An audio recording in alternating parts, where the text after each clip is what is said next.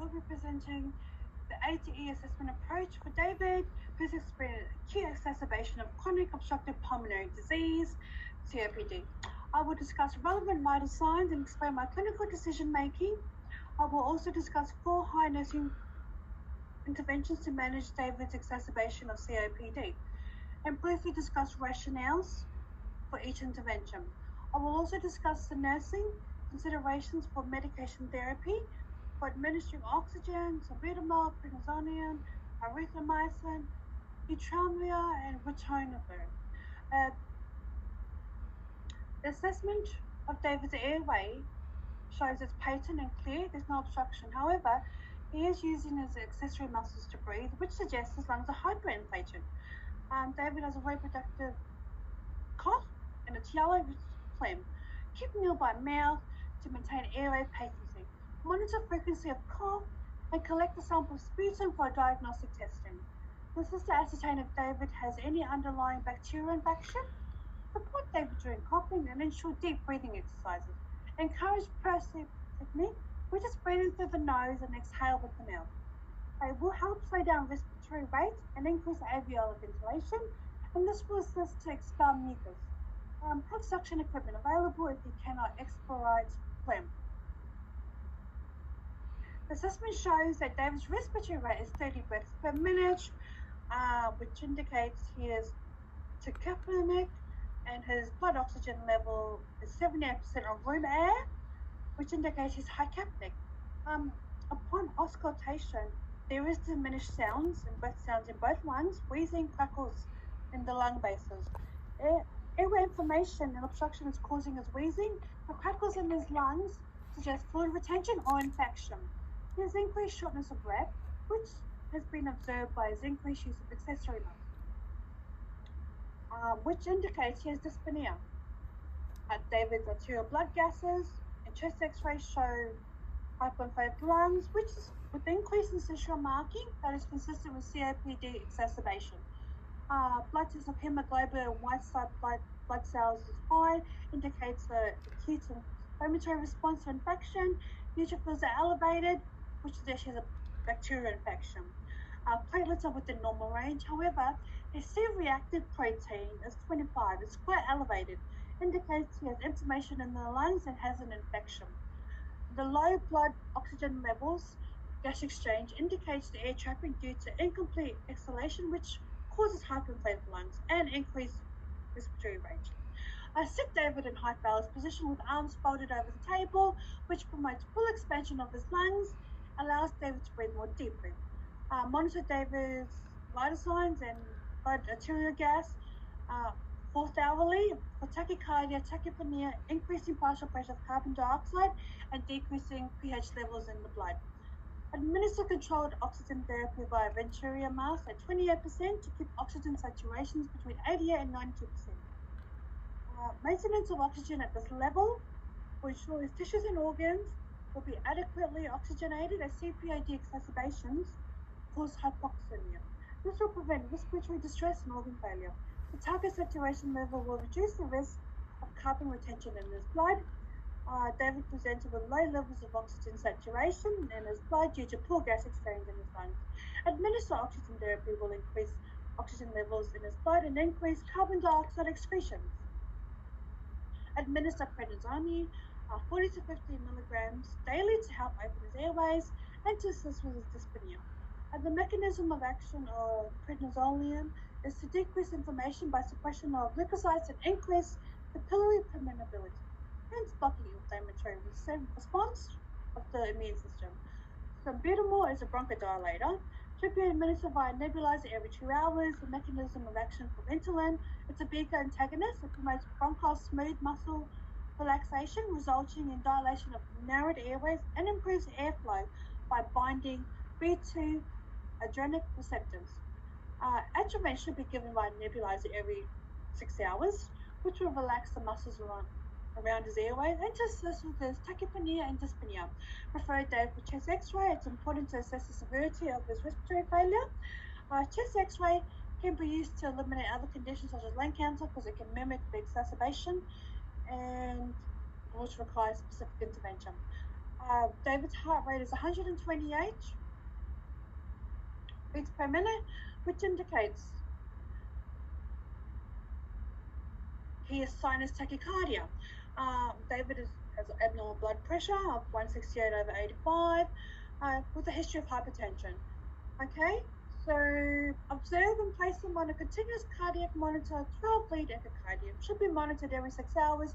Documented observations need to inform doctor. Capillary refill, 3 seconds. He is peripherally cool, indicates the peripheral perfusion is compromised. David is confused and distressed. Glasgow Coma scale is 14/15, indicates his state is caused by low levels of oxygen to his blood and brain cells. Observe for drowsiness, as David has drowsiness is a sign of deterioration in COPD. Reassure David that he's being well looked after and explain clinical procedures to him. Assessment of David's exposure shows he's febrile, which indicates he does have a fever. He did test positive for COVID-19 3 days ago via PCR test. This confirms he has an active viral infection. COVID-19 management must be implemented. Isolate David in negative pressure room. Implement infection control precautions and monitor COVID-19 symptoms. Administer Zithromax, 500 mg day 1, followed by 250 once a day for the next 4 days. 300 Nutrimovir and 100 mg of ritonavir should be taken orally every 12 hours for 5 days. It's prescribed to treat COVID-19. This is often referred to as Paxlovid. It's a highly effective antiviral treatment. This targeted approach will reduce viral reproduction and it will alleviate his symptoms.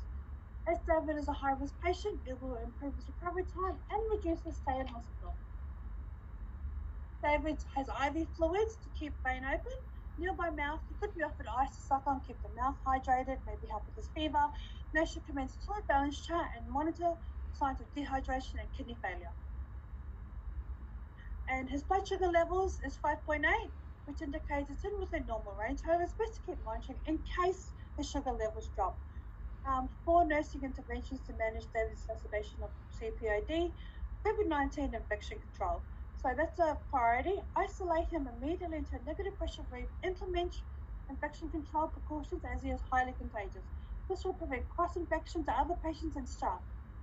The second nursing intervention, assist him to be seated into high Fowler's position, whilst reassuring him that he is being looked after. This will promote greater chest and lung expansion, which will decrease his rapid breathing and thus have a calming effect on him.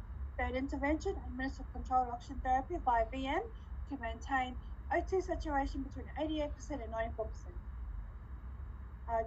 David is hypopneic. Oxygen therapy will correct his hypoxemia and reduce the symptoms of dyspnea. Last intervention, administer Ventolin via nebulizer. Salbutamol with a Hudson mask every 20 minutes. David is struggling with his breathing. This method will be more effective than a Ventolin buffer as it will open up his airways immediately. And side effects, tremor, anxieties, restlessness, tachycardia. After treatment, check respiratory rate, heart rate, pulse oximeter to see if his respiratory status has improved. Question 3, this is the last one. Nursing priority and responsibility as a nurse.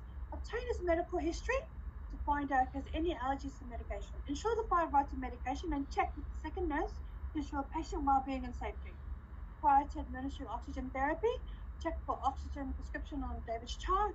It should be documented and charted in patient's record and drug chart. Ensure patient is comfortable. Nurse needs to obtain assessment on airways, respiratory rate, and lung sounds. Ascertain level of hypoxemia before commencing treatment. David has an acute exacerbation of COPD. He is at high risk of hypercapnia, therefore controlled oxygen therapy needs to be administered to maintain oxygen saturations between 88 and 92% via ventral. Oxygen therapy will increase the amount of oxygen going into his lungs and bloodstream. Hourly observation for heart rate, respiratory rate, oxygen saturation, and monitor for respiratory distress. Side effects include hypoxia, confusion, difficulty speaking, and tachycardia. Salbutamol is a bronchodilator, should be administered by a nebulizer with a Hudson mask. Side effects include headache, feeling of shakiness, rapid heart rate. An important nursing consideration is to monitor respiratory rate and oxygen saturation levels, as oxygen-driven nebulizer can cause partial pressure of oxygen to rise. Prednisolone is a cortisone corticosteroid, which is administered orally at 40 to 50 milligrams daily over a period of 5 days. Should not be taken for more than 14 days.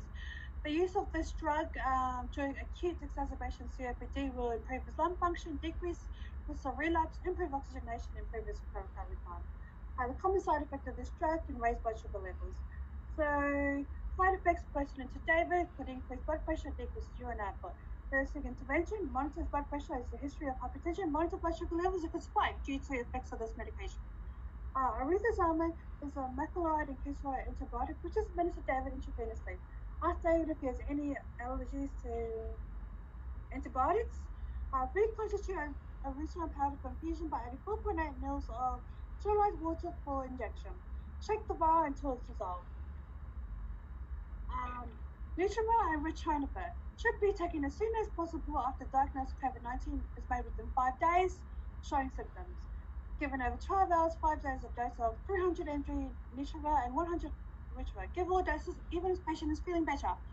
Important nursing consideration, ensure patient safety by monitoring his blood pressure due to history of hypertension, other side effects, altered taste, diarrhea, muscle aches, headaches, and high blood pressure.